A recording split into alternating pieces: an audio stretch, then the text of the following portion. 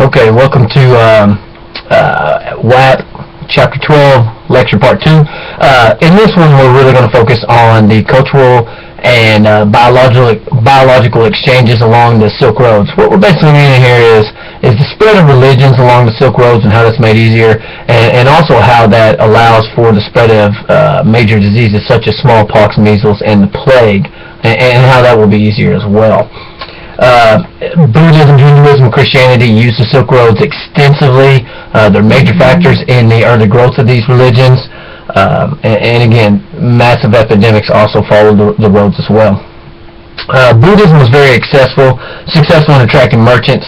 They liked the tenets of Buddhism. It eventually made its way to Iran, Central Asia, and eventually even all the way, of course, to China.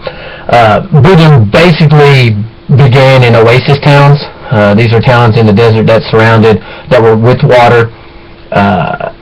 The Buddhists would be holed up there basically, and they would spread their message, and you would have people coming in, nomads coming in from other places to listen to these Buddhists speak. So they did real well in there. Buddhism was the most prominent faith of the Silk Roads. More than Hinduism, more than Christianity, Buddhism really spread along the Silk Roads.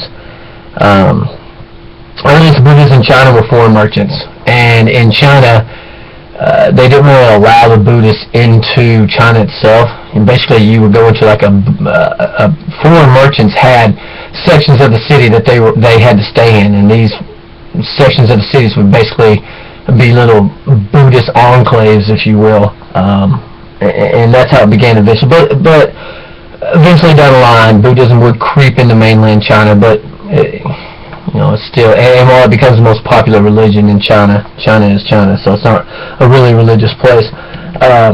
Around 500 CE, Buddhists finally began attracting converts. It wasn't just the foreign merchants living in the city that were practicing Buddhism. Now you actually have the regular Chinese people who were resistant to Buddhism early on were kind of turning around and seeing the light. Hinduism and Buddhism began spreading in Southeast Asia by merchants as well. That's your Malaysian area, that is your India, and stuff like that.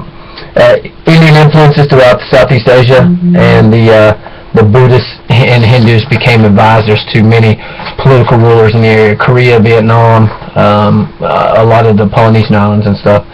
Early Christians, however, a little bit different. They faced intermittent persecution in the Roman Empire. They didn't see the Roman emperor as being divine. Of course, they saw only Jesus being divine, so this kind of put them at odds with the emperor and with some of the leading Jews of the time as well, who were kind of had this relationship with the emperors where they were making money. Christians took advantage of the great Silk Roads, the great Roman roads, to spread their message to the poor. Lord knows the Romans had plenty of poor people. And poor people were very attracted to the message of Jesus and his followers.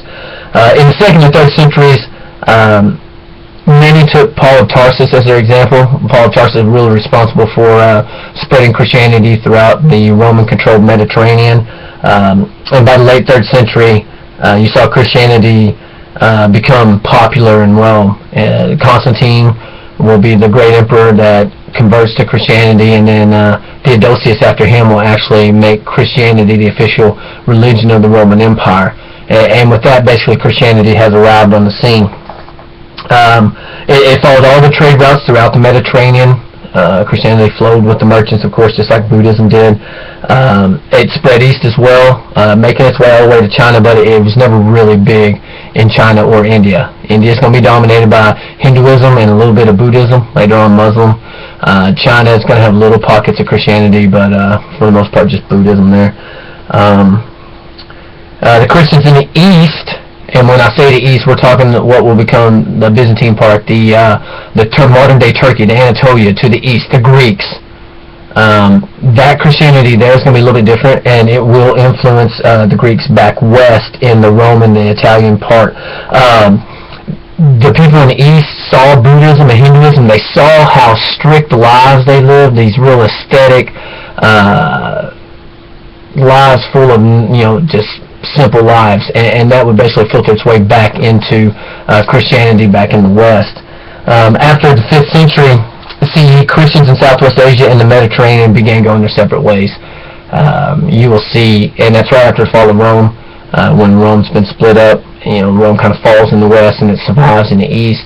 The east will become kind of the Christian Orthodox Church, where Greek's the main religion, the patriarch's the head of the church. In the west it'll be Roman Catholic, and it'll be headed up by the Pope, and we'll see that there's a lot of struggles that go on between these two factors. Southwest Asia, Turkey, Iran, stuff like that, became a haven for Nestorians, which were a type of Christians, but they were a type of Christians that didn't believe that Jesus was divine. That was their main thing, that Jesus was just a human prophet, and they focused on the human nature of Jesus himself. You also had a man named Mani, who started Manichaeism, used the Silk Roads, just like everyone else did. Mani was influenced by the Zoroastrians. He had and Judaism and Buddhism, Christian, and everybody. He had kind of a mixture of everybody's religion, sort of. He believed in the earth was a battleground. He believed that there were three main prophets, that Buddha was a prophet, that Jesus was a prophet, that Zoroaster was a prophet, and they were kind of these three human prophets. Again, good versus evil battleground, and he rejected worldly pleasures. That was one of his main things there. But the Zoroastrians put a lot of pressure on the Nestorians, the Manichaeists, and really saw them kind of pushed to the side. So Manichaeists did not survive a real long time. It was also persecuted in Rome, of course, because Rome supported Christianity, and the Nestorians, the Manichaeists, like the Nestorians, don't see Jesus as divine. The long-distance trade also led to the spread of diseases such as measles, smallpox, and the infamous bubonic plague. These diseases ravaged Rome and Han, China, for millions of lives. Within 100 years, you saw a reduction of some 20 million lives in both of these empires. So it was prevalent, and with contact from people from far-ranging areas, it made these diseases spread like wildfire. There saw contractions in population, which hurt the economics of both these empires, and it was the contraction of the economy that would kind of help lead to the fall of Rome, which we'll discuss in the last section of this chapter.